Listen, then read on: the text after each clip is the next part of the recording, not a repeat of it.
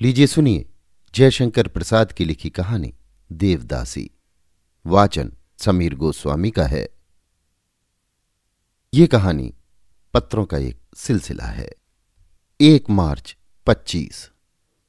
प्रिय रमेश, परदेश में किसी अपने के घर लौट आने का अनुरोध बड़ी सांत्वना देता है, परंतु अब तुम्हारा मुझे बुलाना एक अभिनय सा है। हाँ, मैं कटुक्ति करता हूं, जानते हो क्यों? मैं झगड़ना चाहता हूं, क्योंकि संसार में अब मेरा कोई नहीं है। मैं उपेक्षित हूं। सहसा अपने का सा स्वर सुनकर मन में क्षोभ होता है। अब मेरा घर लौट कर आना अनिश्चित है। मैंने के हिंदी प्रचार कार्यालय में नौकरी कर ली है। तुम तो जानते ही हो कि मेरे लिए प्रयाग और बराबर हैं। अब अशोक विदेश में भूखा न रहेगा। मैं पुस्तक बेचता हूं। ये तुम्हारा लिखना ठीक है कि एक आने का टिकट लगाकर पत्र भेजना मुझे अखरता है, पर तुम्हारे गाल यदि मेरे समीप होते तो उन पर 5 नहीं तो मेरी 3 उंगलियां अपना चिन्ह अवश्य ही बना देती। तुम्हारा इतना साहस, मुझे लिखते हो कि बेयरिंग पत्र भेज दिया करो। ये सब गुण मुझ में होते तो मैं भी तुम्हारी तरह प्रेस में प्रूफ रीडर का काम करता होता। सावधान, अब कभी ऐसा लिखोगे तो मैं उत्तर भी ना दूंगा। लल्लू को मेरी ओर से प्यार कर लेना। उससे कह देना कि पेट से बचा सकूंगा तो एक रेलगाड़ी भेज दूंगा। यद्यपि अपनी यात्रा का समाचार बराबर लिखकर मैं तुम्हारा मनोरंजन न कर सकूंगा, तो भी ये सुन लो, मैं एक बड़ा पर्व है वहां का देव मंदिर बड़ा प्रसिद्ध है। तुम तो जानते होगे कि दक्षिण में कैसे कैसे दर्शनीय देवालय हैं, उनमें भी ये प्रधान है। मैं वहां कार्यालय की पुस्तकें बेचने के लिए जा रहा हूं। तुम्हारा अशोक। पुनश्च मुझे विश्वास है कि मेरा पता जानने के लिए कोई उत्सुक न होगा। फिर भी सावधान, किसी पर प्रकट न करना। 10 मार्च 25। प्रिय रमेश, रहा नहीं गया। लो सुनो, मंदिर देखकर हृदय प्रसन्न हो गया। ऊंचा गोपुरम, सुदृढ़ प्राचीर, चौड़ी परिक्रमाएं और विशाल सभा मंडप भारतीय स्थापत्य कला के चूड़ांत निर्देशन है। ये देव मंदिर हृदय पर गंभीर प्रभाव डालता है। हम जानते हैं कि तुम्हारे मन में यहाँ के पंडों के लिए प्रश्न होगा, फिर भी वे उत्तरीय भारत से बुरे नहीं हैं। पूजा और आरती के समय एक प्रभावशाली वातावरण हृदय को भारान्वित कर देता है। मैं कभी कभी एकटक देखता हूं, उन मंदिरों को ही नहीं किंतु उस प्राचीन भारतीय संस्कृति को, जो सर्वोच्च शक्ति को अपनी महत्ता, सौंदर्य और ऐश्वर्य के द्वारा व्यक्त करना जानती थी। तुमसे कहूंगा, यदि कभी रुपए जुटा सको तो एक बार दक्षिण के मंदिरों को अवश्य देखना। देवदर्शन की कला यहां देखने में आती है। एक बात और है, मैं अभी बहुत दिनों तक यहां रहूंगा। मैं यहां की भाषा भली भांति बोल लेता हूं। मुझे परिक्रमा के भीतर ही एक कोठरी संयोग से मिल गई है। पास में ही एक कुआं भी है। मुझे प्रसाद भी मंदिर से ही मिलता है। मैं बड़े चैन से हूं। यहां पुस्तकें बेच भी लेता हूं। सुंदर चित्रों के कारण पुस्तकों की अच्छी बिक्री हो जाती है। गोपुरम के पास ही मैं दुकान फैला देता हूं और महिलाएं मुझसे पुस्तकों का विवरण पूछती हैं। मुझे समझाने में बड़ा आनंद आता है। पास ही बड़े सुंदर सुंदर दृश्य हैं। नदी, पहाड़ और जंगल सभी तो हैं। मैं कभी कभी घूमने भी चला जाता हूं, परंतु उत्तरीय भारत के समान यहाँ के देव विग्रहों के समीप हम लोग नहीं जा सकते। दूर से ही दीपलोक में उस अचल मूर्ति की झांकी हो जाती है। यहाँ मंदिरों में संगीत और नृत्य का भी आनंद रहता है। बड़ी चहल पहल है। आजकल यात्रियों के कारण और भी सुंदर सुंदर प्रदर्शन होते हैं। तुम जानते हो कि मैं अपना पत्र इतना सविस्तार क्यों लिख रहा हूं? तुम्हारे कृपण और संकुचित हृदय में उत्कंठा बढ़ाने के लिए मुझे इतना ही सुख सही। तुम्हारा अशोक। 17 मार्च 25। प्रिय रमेश, समय की उलाहना देने की प्राचीन प्रथा को मैं अच्छा नहीं समझता। इसलिए जब वो शुष्क, मांसपेशी अलग दिखाने वाला, चौड़ी हड्डियों का अपना शरीर लठिया के बल पर टेकता हुआ चिदंबरम नाम का पंडा मेरे समीप आकर अपनी भाषा में उपदेश देने लगता है तो मैं घबरा जाता हूं। वो समय का एक दुर्दृश्य चित्र खींचकर अभाव और आपदाओं का उल्लेख करके विभीषिका उत्पन्न करता है। मैं उनसे मुक्त हूं। भोजन मात्र के लिए अर्जन करके संतुष्ट घूमता सोता हूं। मुझे समय की क्या चिंता है, पर मैं ये जानता हूं कि वही मेरा सहायक है, मित्र है। इतनी आत्मीयता दिखलाता है कि मैं उसकी उपेक्षा नहीं कर सकता। आहा, एक बात तो लिखना मैं भूल ही गया था। उसे अवश्य लिखूंगा, क्योंकि तुम्हारे सुने बिना मेरा सुख अधूरा रहेगा। मेरे सुख को मैं ही जानूं, तब उसमें धरा ही क्या है, जब तुम्हें उसकी डाह न हो। तो सुनो। सभा मंडप के शिल्प रचनापूर्ण स्तंभ से टिकी हुई एक उज्ज्वल श्याम वर्ण की बालिका को अपनी पतली बाहुलता के सहारे घुटने को छाती से लगाए प्रायः बैठी हुई देखता हूं। स्वर्ण मल्लिका की माला उसके जूड़े से लगी रहती है। प्रायः वो कुसुमाभरण भूषिता रहती है। उसे देखने का मुझे चस्का लग गया है। वो मुझसे हिंदी सीखना चाहती है। मैं तुमसे पूछता हूं कि उसे पढ़ाना आरंभ कर दूं। उसका नाम है पद्मा। चिदंबरम और पद्मा में खूब पटती है। वो हरनी की तरह झिझकती भी है, पर न जाने क्यों मेरे पास आ बैठती है। मेरी पुस्तकें उलट पलट देती है। मेरी बातें सुनते सुनते वो ऐसी हो जाती है जैसे कोई अलाप ले रही हो, और मैं प्रायः आधी बात कहते कहते रुक जाता हूं।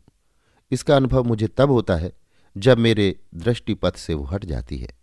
उसे देखकर मेरे हृदय में कविता करने की इच्छा होती है। ये क्यों? मेरे हृदय में सोता हुआ सौंदर्य जाग उठता है। तुम मुझे नीच समझोगे और कहोगे कि अभागे अशोक के हृदय की स्पर्धा तो देखो, पर मैं सच कहता हूं, उसे देखने पर मैं अनंत ऐश्वर्यशाली हो जाता हूं। हां, वो मंदिर में नाचती और गाती है, और भी बहुत सी हैं, पर मैं कहूंगा वैसी एक भी नहीं। लोग उसे देवदासी पद्मा कहते हैं। वे अधम हैं। वो देवबाला पद्मा है, वही अशोक। 28 मार्च 25। प्रिय रमेश, तुम्हारा उलाहना निस्सार है। मैं इस समय केवल पद्मा को समझ सकता हूं, फिर अपने या तुम्हारी कुशल मंगल की चर्चा क्यों करूं? तुम उसका रूप सौंदर्य पूछते हो। मैं उसका विवरण देने में असमर्थ हूं। हृदय में उपमाएं नाचकर चली जाती हैं, ठहरने नहीं पाती कि मैं लिपिबद्ध करूं। वो एक ज्योति है जो अपनी महत्ता और आलोक में अपना अवयव छिपाए रखती है। केवल तरल नील शुभ्र और करुण आंखें मेरी आंखों से मिल जाती हैं। मेरी आंखों में श्यामा कादिंबिनी की शीतलता छा जाती है, और संसार के अत्याचारों से निराश इस झंझरीदार कलेजे के वातायन से वो स्निग्ध मलयानिल के झोंके की तरह घुस आती है। एक दिन की घटना लिखे बिना नहीं रह जाता। मैं अपनी पुस्तकों की दुकान फैलाए बैठा था। गोपुरम के समीप ही वो कहीं से झपटी हुई चली आती थी। दूसरी ओर से एक युवक उसके सामने आ खड़ा हुआ। वो युवक मंदिर का कृपाभाजन एक धनी दर्शनार्थी था। ये बात उसके कानों के चमकते हुए हीरे के टप से प्रकट थी। वो बेरोक टोक मंदिर में चाहे जहां आता जाता है। मंदिर में प्रायः लोगों को उससे कुछ मिलता है, सब उसका सम्मान करते हैं। उसे सामने देखकर पद्मा को खड़ी होना पड़ा। उसने बड़ी नीच मुखाकृति से कुछ बातें कहीं, परंतु पद्मा कुछ न बोली। फिर उसने स्पष्ट शब्दों में रात्रि को अपने मिलने का स्थान निर्देश किया।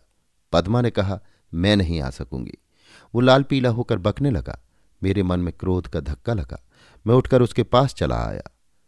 वो मुझे देखकर हटा तो, पर कहता गया कि अच्छा, देख लूंगा। उस नील कमल से मकरंद बिंदु टपक रहे थे। मेरी इच्छा हुई कि वो मोती बटोर लूं। पहली बार मैंने उन कपोलों पर हाथ लगाकर उन्हें लेना चाहा। आह, उन्होंने वर्षा कर दी। मैंने पूछा, उससे तुम इतनी भयभीत क्यों हो? मंदिर में दर्शन करने वालों का मनोरंजन करना मेरा कर्तव्य है। मैं देवदासी हूं। उसने कहा, यह तो बड़ा अत्याचार है। तुम क्यों यहां रहकर अपने को अपमानित करती हो?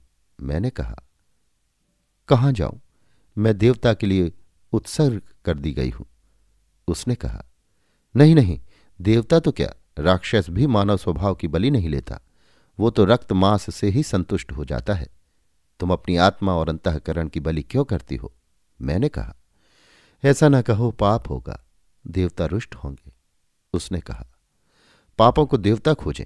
मनुष्य के पास कुछ पुण्य भी है पद्मा, तुम उसे क्यों नहीं खोजती हो? पापों का ना करना ही पुण्य नहीं। तुम अपनी आत्मा की अधिकारिणी हो, अपने हृदय तथा शरीर की संपूर्ण स्वामिनी हो। मत डरो। मैं कहता हूं कि इससे देवता प्रसन्न होंगे, आशीर्वाद की वर्षा होगी। मैंने एक सांस में कहकर देखा कि उसके मस्तक में उज्ज्वला आ गई है। वो एक स्फूर्ति का अनुभव करने लगी है। उसने कहा, अच्छा तो फिर मिलूंगी। वो चली गई। मैंने देखा कि बूढ़ा चिदंबरम मेरे पीछे खड़ा मुस्कुरा रहा है। मुझे क्रोध भी आया, पर कुछ न बोलकर मैंने पुस्तक बटोरना आरंभ किया। तुम कुछ अपनी सम्मति दोगे? अशोक। 1 अप्रैल 25। रमेश। कल संगीत हो रहा था। मंदिर आलोकमाला से सुसज्जित था। नृत्य करती हुई पद्मा गा रही थी, नाम समेतम वृत्त संकेतम वादयते मृदु वेणुम। ओह, वे संगीत मदिरा की लहरें थीं। मैं उनमें ऊब चूब होने लगा। उसकी कुसुम आभरण से भूषित अंगलता के संचालन से वायुमंडल सौरभ से भर जाता था। वो विवश थी, जैसे कुसुमिता लता तीव्र पवन के झोंके से रागों के स्वर का स्पंदन उसके अभिनय में था। लोग उसे विस्मय विमुग्ध देखते थे, पर न जाने क्यों मेरे मन में उद्वेग हुआ। मैं जाकर अपनी कोठरी में पड़ रहा। आज कार्यालय से लौट जाने के लिए पत्र आया था। उसी को विचारता हुआ कब तक आंखें बंद किए पड़ा रहा। मुझे विदित नहीं, सहसा साएं साएं फुस फुस का शब्द सुनाई पड़ा। मैं ध्यान लगाकर सुनने लगा। ध्यान देने पर जान गया कि 2 व्यक्ति बातें कर रहे हैं, चिदंबरम और रामास्वामी नाम का वही धनी युवक। मैं मनोयोग से सुनने लगा। चिदंबरम, तुमने आज तक उसकी इच्छा के विरुद्ध बड़े बड़े अत्याचार किए हैं। अब जब वो नहीं चाहती तो तुम क्यों से सताते हो? रामास्वामी। सुनो चिदंबरम, सुंदरियों की कमी नहीं, पर न जाने क्यों मेरा हृदय उसे छोड़कर दूसरी ओर नहीं जाता। वो इतनी निरीह है कि उसे मसलने में आनंद आता है। एक बार उससे कह दो, मेरी बात सुन ले, फिर जो चाहे करे। चिदंबरम चला गया और उसकी बातें बंद हुईं। और सच कहता हूं, मंदिर में मेरा मन प्रतिकूल होने लगा। पैरों के शब्द हुए, वही जैसे रोती हुई बोली, रामास्वामी, मुझ पर दया न करोगे? ओह, कितनी वेदना थी उसके शब्दों में। परंतु रामास्वामी के हृदय में तीव्र ज्वाला जल रही थी। उसके वाक्यों में लू जैसी झुलस थी। उसने कहा, पद्मा, यदि तुम मेरे हृदय की ज्वाला समझ सकती तो तुम ऐसा ना कहती। मेरे हृदय की तुम अधिष्ठात्री हो। तुम्हारे बिना मैं जी नहीं सकता। चलो, मैं देवता का कोप सहने के लिए प्रस्तुत हूं। मैं तुम्हें लेकर कहीं चलूंगा। देवता का निर्माल्य तुमने दूषित कर दिया है। पहले इसका तो प्रायश्चित करो। मुझे केवल देवता के चरणों में मुरझाए हुए फूल के समान गिर जाने दो। रामास्वामी, ऐसा स्मरण होता है कि मैं भी तुम्हें चाहने लगी थी। उस समय मेरे मन में ये विश्वास था कि देवता यदि पत्थर के न होंगे तो ये समझेंगे कि ये मेरे मांसल यौवन और रक्तपूर्ण हृदय की साधारण आवश्यकता है, मुझे क्षमा कर देंगे। परंतु मैं यदि वैसा पुण्य पर न कर सकती। आह, तुम इस तपस्वी के कुटी के समान हृदय में इतना सौंदर्य लेकर क्यों अतिथि हुए रामास्वामी? तो मेरे दुखों के मेघ में वज्रपात थे। पद्मा रो रही थी। सन्नाटा हो गया।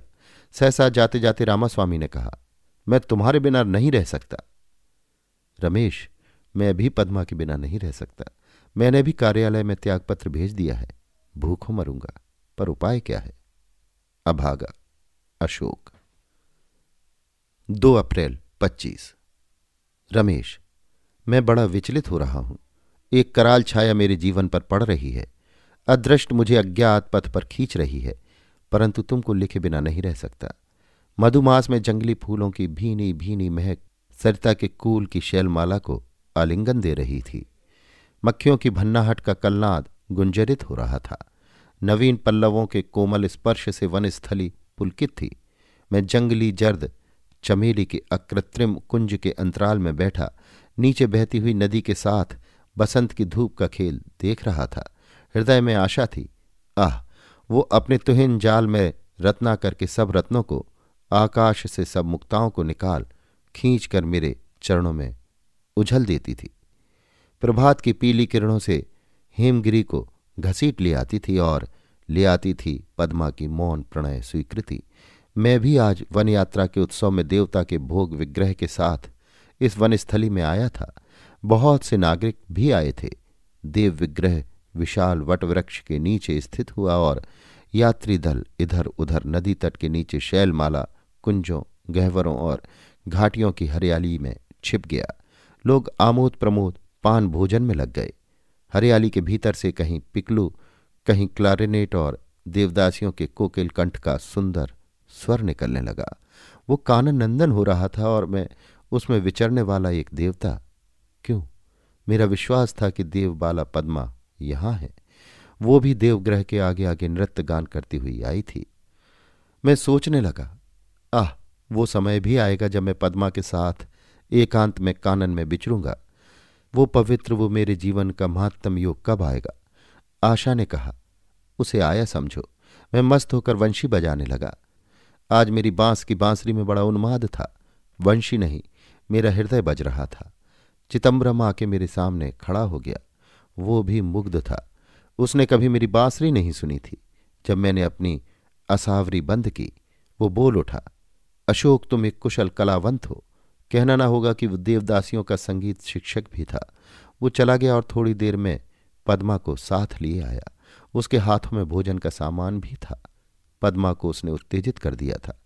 वो आते ही बोली, मुझे भी सुनाओ। जैसे मैं स्वप्न देखने लगा।